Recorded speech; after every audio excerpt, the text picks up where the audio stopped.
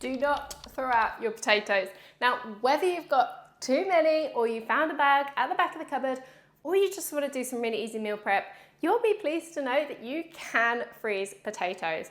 But if you just chuck them straight into the freezer like this, you're going to end up with a soggy brown mess, which nobody wants. So I've been freezing potatoes for years. So today I'm going to show you 3 really easy ways to freeze them properly. So you stop food waste, save money, and set yourself up for some super easy meal times. And the best part is every single method can be cooked, reheated, straight from frozen.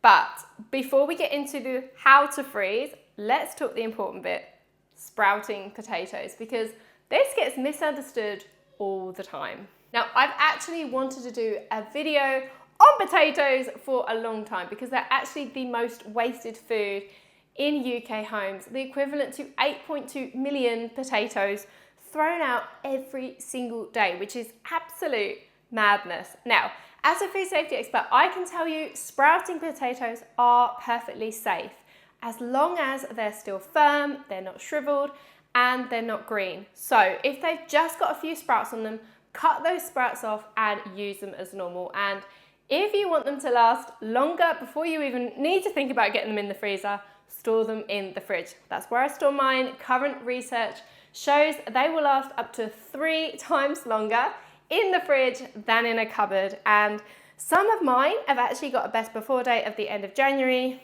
still no sprouts. But okay, now we've cleared that up, let's get into the part you actually came for, how to freeze potatoes. And I'm gonna start with my year-round go-to favorite. Okay, I'm not even joking when I say we have a stash of homemade frozen chips in the freezer at all times. So all you need to do is peel your potatoes and cut them into chipped shaped batons. Now bring a pan of water to the boil, and then you want to boil the chips for about 6 minutes. And if you don't know the wooden spoon trick, you lay it across the top of the pan. It helps stop it from boiling over. You need to try it. Anyway, once the 6 minutes are up, drain them and run them under cold water. Now this stops the cooking process. So at this point, the chips should still hold their shape, but still feel slightly soft when you press them, and that's exactly what you want. And this step is totally optional, but it does make a difference. Toss them in some oil, just enough to coat them, and then freeze them on a tray for a few hours.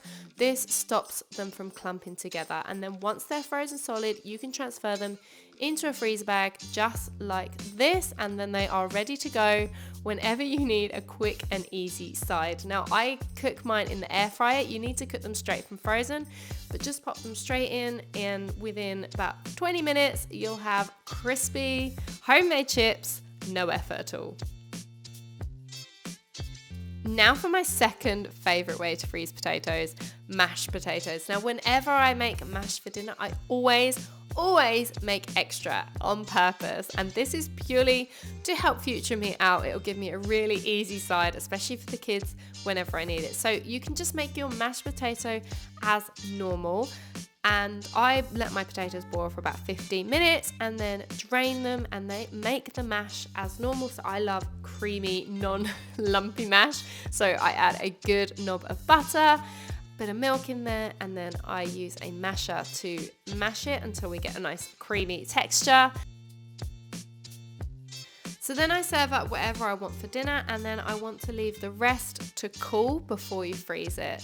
Now I usually leave it in the pan while we're eating, and I want to speed up the cooling process, so I usually let the pan sit in some cold water. I chuck some ice packs in the cold water as well to keep it nice and cold. Give it a stir, and within about 20-30 minutes maximum, the mashed potato is cold and then ready to be frozen. Now you can freeze it in individual portions, so you can either use a sandwich bag or something like a silicone food cube tray, or you can also freeze it like I'm doing here. This is going to be for a cottage pie, so I'm going to freeze it as like a family portion.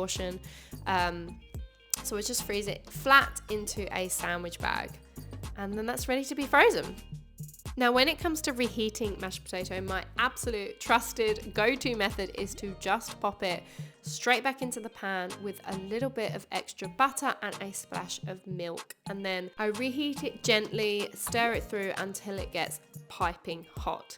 Now, you can also reheat mash straight from frozen. This works really, really well, especially if you've frozen it flat. So you can snap off a portion and then pop it straight back into the pan, again with a knob of butter and a little bit of milk. Now, it will take a bit longer, so you need to start it off on a low heat. This will just help it defrost, and then just give it, once that's melted down, give it a stir, and then let it reheat as normal. You might need to turn the heat up just a little bit, reheat it until it's piping hot. If you're never sure whether it's hot enough, you can always probe it. So you can see here, my mashed potato is piping hot, ready to be served, and there you go. It's still creamy, fluffy, zero effort, and that's straight from frozen. And last but definitely not least, you can also freeze your potatoes as roast potatoes. Now, this is more of a winter kind of favorite of mine if I'm making lots of pies, or if I'm having a midweek roast dinner, or if I'm doing my Christmas dinner prep. So you peel and chop your potatoes, you obviously quarter them as you normally would, and then you want to parboil them in some boiling water for around 5 to 6 minutes. Then drain them and then let them steam dry for around 30 minutes. You do not want to skip this part. It will help make them super crispy. So once they've had 30 minutes of steam drying, shake them to fluff them up, and then similar to the chips, you want to coat them in oil. So you can use oil or you can use any kind of fat for this process, but you want to make sure that you coat them all. And then once they're all done, you can transfer them to a lined baking tray to open freeze them just for a few hours, similar to the chips, because you don't want a massive clump of roast potatoes together. So you freeze them like this for a few hours, and then once they're frozen solid, transfer them into a freezer bag until you're ready to use them. Now, when it comes to cooking them, you cook them straight from frozen. Now, I usually do it in the oven, but you can of course do it in the air fryer as well, and you cook them straight from frozen. I also add a little bit of oil. It's not essential, it's something I like to do though, and roast them for about an hour until they're crispy on the outside and soft and fluffy in the middle.